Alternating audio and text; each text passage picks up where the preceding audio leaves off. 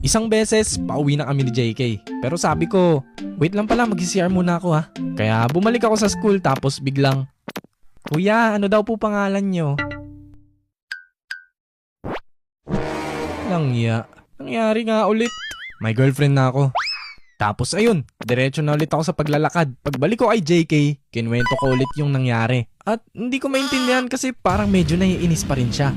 Siguro di naman talaga siya sa akin naiinis, kundi sa mga nagtanong. Sa mga ganitong sitwasyon dapat marunong ka magbigay ng assurance. At sa kabilang banda marunong umintindi. Para hindi na lumala yung unnecessary na away.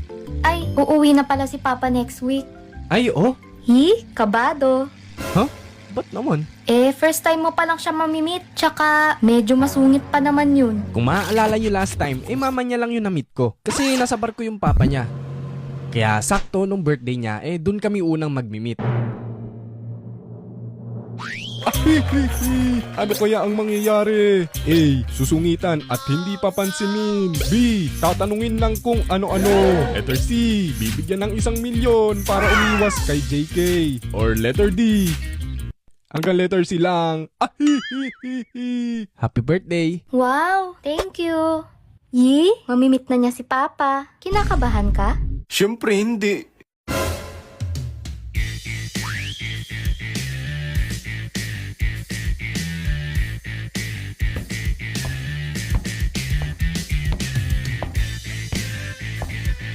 O tara, kain na tayo. Hindi ko in-expect talaga na sobrang welcoming naman pala ng papa ni JK. Tapos nung pauwi na ako, nagiinuman yung tatay niya at mga tito ni JK sa labas.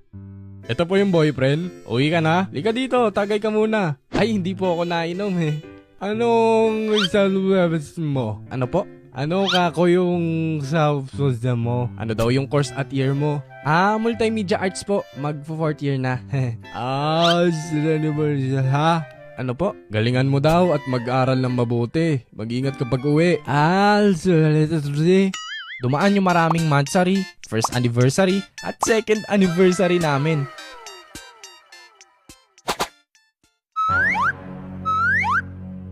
Sige po, kayo na muna. Di, sige, ikaw na. Hindi, kayo na po. Ikaw na, sige na. Ikaw na nga sabi. Ikaw na, habang mabait pa ako. Talagang tinetesting mo yung kabaitan ko Bakit? Imasabait ako eh. Baka gusto mo ako magbayad niyang bibilin mo. Ay, kung bilang kita ng pagkain gift for 1 week. Ba't ang tagal mo? Haba kasi ng pila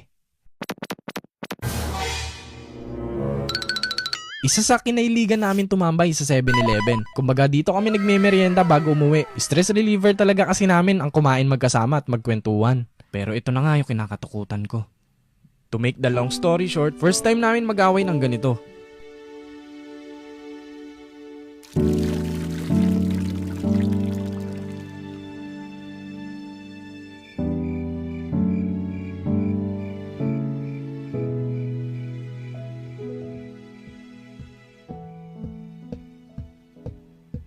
Ano pa bang gagawin? Di manunuyo. Pagdating ng Monday, abay pumasok siya na walang tulog kasi may tinapos siya overnight daw. Nasa channel niya yung rason kung bakit wala siyang tulog. Pero tinake ko na yung opportunity na yun para bumawi. Marunong kasi ako bumawi. Kaya watch, look, and listen. And learn. Hinaram ko muna yung sasakyan ng ate ko. Oops, may lisensya na ako Tapos bumili ako ng pagkain at stuffed toy na malaki. Magustuhan ka kaya ni JK? Sa tingin mo, hindi alam ni JK na susunduin ko siya. Bumili rin muna ako ng kape para may drinks kami at inabangan ko siya sa labas ng school. Tapos ayun, nagulat siya, may gift ako sa kanya. Tapos sobrang happy niya kasi binilan ko pa siya ng pagkain kaya food trip siya habang bumabiyahe kami. Sweet mo Anong sweet? May bayad yan De, joke lang. Kiss lang bayad niyan.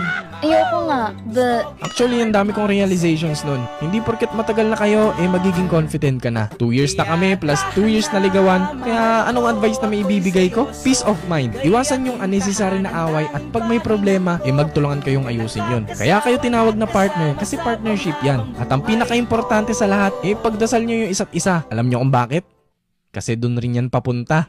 Kwento ko na lang kapag nangyari na. Kaya tahan na, mahal ko, ako'y seryoso. Muling nagkatagpo ang pusong labis ang